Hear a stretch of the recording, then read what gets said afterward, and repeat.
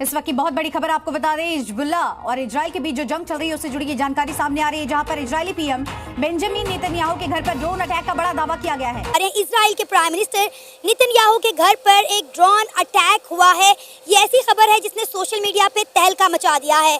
कासायरा करके एक जगह है, वहां पे नेतन्याहू का घर, वहां पे और उसकी वाइफ थी, लेकिन उनके जब घर में ड्रोन का अटैक हुआ, they were not in the house. Israel का जो टारगेट है दैट इज ग्रेटर इसराइल, कि वो ग्रेटर इसराइल जो है मिडिल ईस्ट में करना चाह रहे हैं और वो मुकम्मल तौर पर हेजीमोन बनना चाह रहे हैं मिडिल ईस्ट में, ठीक है, और उनको सपोर्ट भी है सारी जो वर्ल्ड पावर्स हैं।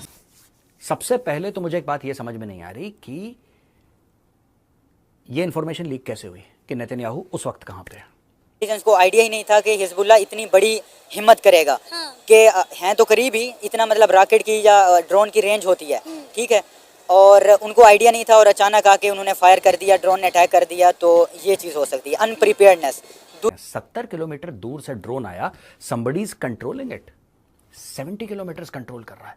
क्योंकि इसराइल इन इटसेल्फ क्लेम करता है we are the best in like rocket drone technologies में हम बेस्ट हैं। कोई भी उनके like thousands of kilometer radius में कोई भी उनको अटैक नहीं कर सकता। हिजबुल्ला लॉन्च करा, और हिजबुल्ला ने जब ड्रोन लॉन्च करा उनको पता था, एक पहली बात है। दूसरी चीज, उनके पास एक कैपेबिलिटी है। हिजबुल्ला के लीडर, 2 लीडर मेरे ख्याल में वो चले गए, हिजबुल्ला का एक और हमास के 2, ठीक है। तो इसमें अगर हिजबुल्ला ने अटैक किया है तो वो भी ऑब्वियसली हर पार्टी, हर कंट्री अपने आप को डिफेंड करता है। तो रशिया बड़े बड़े हथियार दे रहा है, रशिया बड़े बड़े हथियार दे रहा है हिजबुल्ला को। जय हिंद दोस्तों, बहुत बड़ा खबर है कि हिजबुल्ला के तरफ से इजराइल के प्राइम मिनिस्टर नेतन्याहू के घर पर हमला हुआ है, और इस बार मिसाइल या रॉकेट नहीं बल्कि ड्रोन अटैक हुआ है, जो कि 70 किलोमीटर दूर लेबनान से इजराइल के कैपिटल नेतन्याहू के घर पर हमला हुआ है। ये जो ड्रोन है इसको ईरान बनाया है ऐसा कहा जा रहा है, लेकिन इसमें बड़ी बात यह है कि इजराइल टेक्नोलॉजी के मामले में इतनी आगे जाने के बावजूद, एयर डिफेंस सिस्टम इजराइल का इतनी मजबूत होने के बावजूद, इजराइल के ऊपर मतलब इजराइल के कैपिटल के अंदर जाकर नेतन्याहू के घर पर हमला होना, ये बहुत ही संदेहजनक बात है। लेकिन ये बड़ी राहत देने वाली बात है कि उस वक्त नेतन्याहू या उनके पत्नी उस घर में नहीं थे। इसराइल का दिफाई निजाम आयरन डोम और एरो नाकाम, हिजबुल्ला ने नेतन्याहू के घर पर ड्रोन हमला कर दिया। इमारत को नुकसान, इसराइली वज़ीर-ए-आज़म घर पर मौजूद ना होने के बायस बच गए। 19 अक्टूबर को कासायरा एक टाउन है which is very near Haifa. Haifa वही जगह है दोस्तों जहां पे अडानी का पोर्ट है ना, उससे कोई 15-20 किलोमीटर दूर कासायरा करके एक जगह है, वहां पे नेतन्याहू का घर, वहां पे और उसकी वाइफ थी, लेकिन उनके जब घर में ड्रोन का अटैक हुआ, they were not in the house. कहने की बात यह है कि अटैक तो हो गया, ये आप मीडिया में सुन चुके हैं अभी तक। मैं आपको एक खबर क्यों दे रहा हूं, अब मैं आपको बताता हूं इसके रिपरकशंस क्या होंगे। आज का वीडियो रिपरकशंस पे है। घर पे अटैक हुआ, वो लोग गए थे वहां पे, उस घर में रह भी रहे थे, लेकिन उस वक्त जब उस ड्रोन ने हिट करा है, then they were not in the house. Saudi media ये कह रहा है कि कुछ दीवारों में क्रैक आ गया है, यानी कि किसी ना किसी को ये पता लग गया था कि प्रधानमंत्री तल अवीव में नहीं है, कासेरा जा चुके हैं, वहां पे इस घर में रह रहे हैं, ये इनका घर है, यहां पे ड्रोन अटैक करो। लेबनान से ड्रोन फायर करा दोस्तों, और लेबनान से ड्रोन आया है 70 किलोमीटर, 70 किलोमीटर्स, और 70 किलोमीटर ट्रैवल करके इस ड्रोन ने हाइफा के बगल में कासेरा एक शहर है छोटा सा, उसके अंदर नेतन्याहू के घर पे अटैक हुआ है। 2-3 बातें हैं। सबसे पहले तो मुझे एक बात यह समझ में नहीं आ रही कि यह इंफॉर्मेशन लीक कैसे हुई कि नेतन्याहू उस वक्त कहां पे है। 70 किलोमीटर, यानी कि हिजबुल्ला के पास यह कैपेसिटी है, यह कैपेबिलिटी है। ऐसे ड्रोन्स देखो, नॉर्मल शादी के ड्रोन जो इस्तेमाल करते हैं ना, वो तो 1-8 किलोमीटर घूम लिया, 4-5 किलोमीटर के भी जुगाड़ हो जाते हैं। 70 किलोमीटर दूर से ड्रोन आया, somebody is controlling it, 70 kilometre control कर रहा है। सैटेलाइट के थ्रू कर रहा है, किसके थ्रू कर रहा है, यह सोचने वाली बात है। यानी कि अगर 70 किलोमीटर जा सकता है तो 150 किलोमीटर भी जा सकता है ड्रोन, राइट। उस ड्रोन को, पहली बात तो जिसने ड्रोन लॉन्च करा, या जिस ऑर्गेनाइजेशन ने, हम मान के चलते हैं हिजबुल्ला, लॉन्च करा और हिजबुल्लाह ने जब ड्रोन लॉन्च करा उनको पता था, एक पहली बात है। दूसरी चीज़, उनके पास एक कैपेबिलिटी है।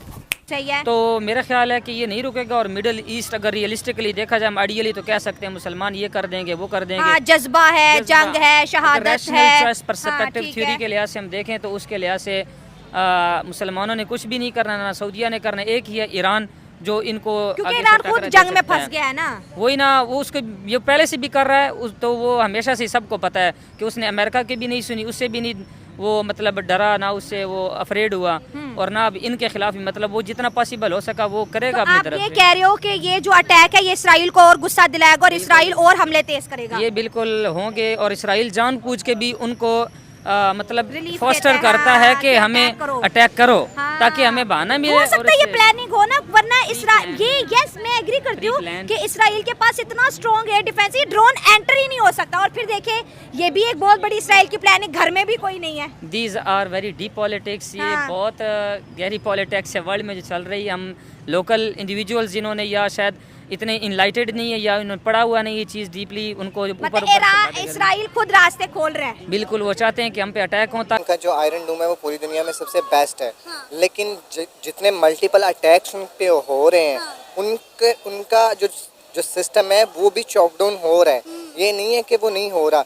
तो माइट भी पॉसिबल है कि अगर कोई ऐसा अटैक हो, लास्ट वीक्स में भी ऐसा हुआ कि ईरान ने 400 मिसाइल दाग दिए इसराइल के ऊपर, वो भी उसकी टेरिटरी में जाके गिरे। ऐसा नहीं था कि आयरन डोम ने सारे ही रोक दिए थे या उनको हवा में मार गिराया था।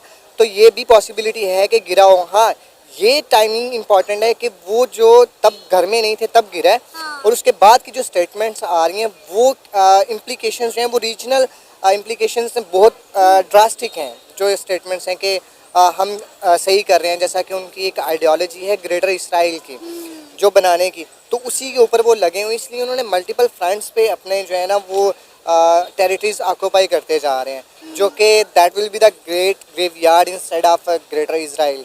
सर अब ये देखें ना कि जिस तरह इजराइल बड़े बड़े लीडर्स को टारगेट कर रहा है, हमास के, हिजबुल्लाह के, तो डेफिनेटली वो ये कैसे भूल सकते हैं कि उन पर अटैक नहीं किया जाएगा।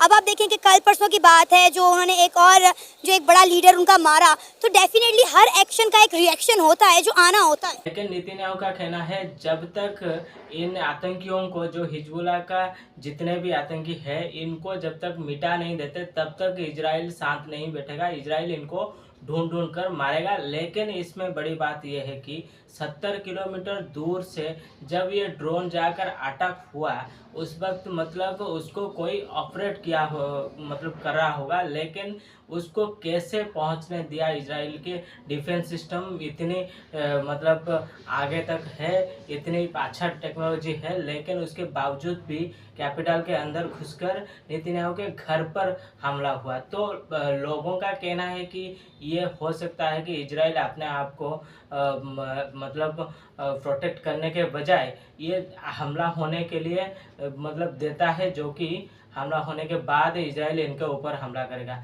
वैसे हमें लगता है कि ये जो हमला हुआ है इसका भी बदला इजराइल तो ज़रूर लेगा, लेकिन इसमें इजराइल जो गलत करता है कि जो जड़ है उसको मिटाने के बजाय डैनियों को काटने से कोई फ़ायदा नहीं होगा, क्योंकि उसका जड़ ईरान से है। ईरान इनको मिसाइल या ड्रोन या जो डॉलर्स देता है, इस वजह से ये लोग हमले करने में कामयाब हो पा रहे हैं। लेकिन इजराइल को अगर मतलब जड़ को मिटाना है तो ईरान से लड़ना होगा, ईरान को मतलब सबक सिखाना होगा।